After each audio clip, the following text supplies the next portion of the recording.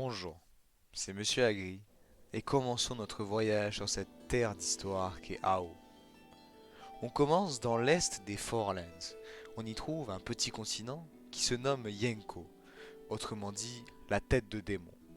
Cette terre fertile et plutôt tranquille comporte deux royaumes qui se mènent une intense bataille d'influence sur toute l'île. Car en dehors de Ikruti et de Ekreti, ces deux royaumes, résident une multitude de petits villages dont la vie de leurs habitants est parmi la plus tranquille des Forelands, car n'ayant que les rives de l'océan glacial qui constituent la seule source de danger, avec les pillards provenant de l'île supérieure de Deragona. Ensuite, en allant vers le sud, on découvre la mer dense de Sarzon, qui fut un ancien capitaine de navire corrompu par la puissance des cieux. Encore plus au sud se trouve le vaste continent d'Umbilo, où l'ancien dieu du feu avait érigé son palais dans le volcan, le mont brisé. Depuis ce lointain passé, les terres aux alentours sont restées stériles, toujours corrompues par les fragments du dieu. La civilisation la plus proche se situe sur la côte qui sépare la steppe éthérée et la rive maudite. Cette sorte de civilisation comporte des individus déformés et rendus fous par leur religion portée sur le volcan. Plus à l'ouest se trouve un lac se faisant appeler l'abysse de cristal, selon des légendes locales, et qui, avec les crêtes volcaniques, constitue une véritable frontière entre Umbilo et Ubomi, qui comporte davantage de vie et porte l'un des plus grands temples du monde, l'estuaire azuré. Il honore le premier et se situe dans la grande cité-état de Messana, dont les remparts bordent la majestueuse forêt de marbre. Or, cette forêt est aussi déforestée de son autre bord par l'empire de Mustrol, qui depuis le sacre de son nouvel empereur a une soif de conquête dont même le Nézom redoute. Quant à lui, c'est une des plus grandes puissances de Ao. En effet, le Nézom possède les petites îles de Poséidon qui lui assurent une prospérité commerciale renforcée par la cité de Adéladiv qui régit tout le commerce du golfe de Grécie. Et pour finir, l'archipel de Fer et le refuge de Nangue forment avec le Nézom la confédération des Cerbères. Plus loin, on trouve Mokuni. Cette grande île est habitée d'une part par une race de reptiles vivant dans la forêt luxuriante, en symbiose avec la flore locale assez étrange et mystique.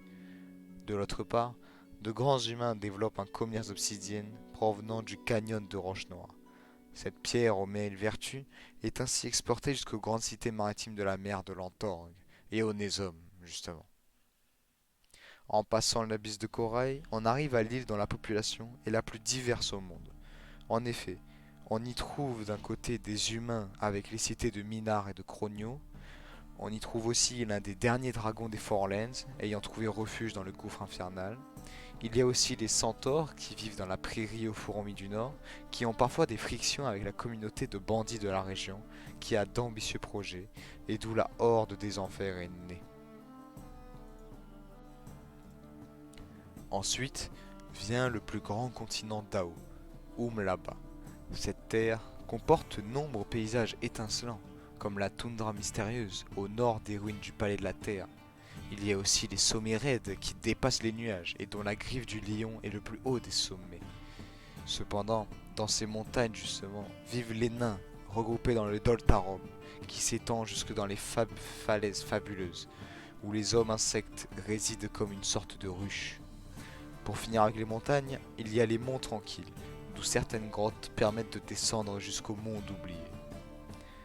Tout au sud du continent, on trouve l'abysse infini, où reposent de terrifiantes créatures des mers qui sont le vestige de la cité de l'océan d'antan. Pour revenir à Umlaba, on repère 7 royaumes qui forment la Ligue du Phénix. C'est un ensemble de traités qui assurent la prospérité et la paix sur le continent.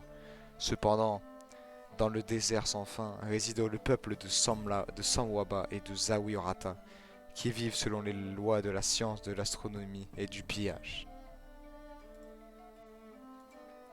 Enfin, on arrive à Deragona, qui a une géographie assez particulière, puisqu'elle est composée de deux îles dont les rives parallèles sont bordées de montagnes qui semblent porter le ciel tels des piliers. Cependant, ce ciel est toujours couvert de nuages, mais la région en reste pas moins une des plus lumineuses qu'on trouve sur Terre.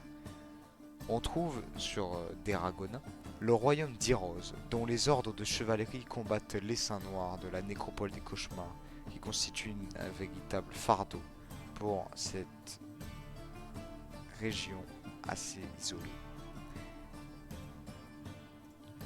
Pour enfin finir cette visite, il y a l'ensemble des îles de Mokuna, dont l'île principale, qui se nomme l'atoll ancien, est le véritable centre du monde, et grâce à la Tower Onyx, autrement appelée l'obélisque de la réincarnation, toutes les Fourlands sont protégées d'un mal planétaire.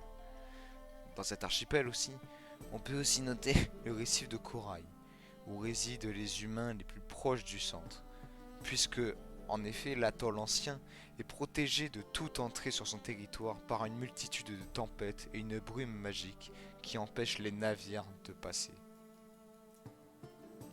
Voilà, ma présentation du monde merveilleux des Fourlands est dorénavant terminée.